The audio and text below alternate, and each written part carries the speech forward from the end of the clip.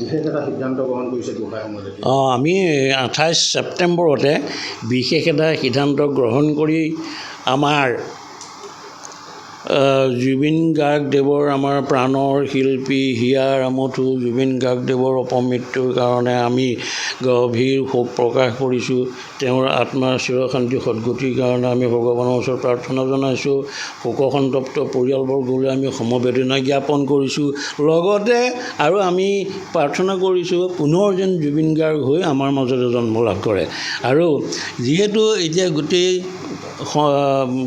তেখেতৰ মৃত্যু বা অপমৃত্যুৰ কাৰণে শ্যাম কানু মহন্তৰ নামো সাঙৰ খাই পৰিছে। শ্যাম কানুৰ লগতে গোটেই পৰিয়ালটোৰ নাম সাঙৰ খাই পৰিছে। গতিকে আমি গোসাঁই সদৌ অসম গোসাঁই সমাজে এই পৰিয়ালটোক সম্পূৰ্ণ বৰ্জন কৰিছোঁ।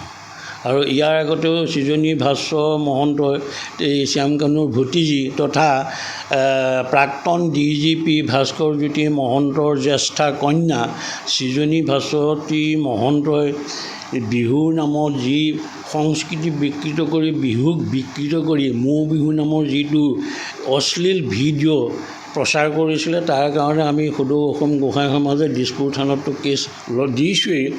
এতিয়ালৈকে যদিও ইয়াৰ পৰা সদুত্তৰ পোৱা নাই। আৰু লগতে শ্যাম কানু মহন্তই এই ঘটনাত বেয়াকৈ জড়িত হোৱাৰ কাৰণে আমি শ্যাম কানু মহন্তৰ ওপৰতো উচিত তদন্ত আৰু দোষীৰ শাস্তি বিচাৰি দিছপুৰ থানাত এজাহাৰ দাখিল কৰিছোঁ। আৰু লগতে গোটেই পৰিয়ালটোক গোসাঁই সমাজৰ পৰা বহিষ্কাৰ কৰা বৰ্জন কৰা হৈছে। আৰু ভৱিষ্যতে যাতে তেওঁলোকে ইয়াত অন্তৰ্ভুক্ত হ'ব নোৱাৰে তাৰ আমি পথ ৰুদ্ধ কৰি দিছোঁ। আৰু এই জ্ঞাতাৰ্থে আপোনালোকৰ সংবাদ মাধ্যম ৰাইজ সকলোৰে জ্ঞাতাৰ্থে আমি কৈছোঁ যে এওঁলোক বা এওঁলোকৰ কোনো পৰিয়ালৰ সদস্য গোসাঁই সমাজৰ লগত জড়িত নহয়।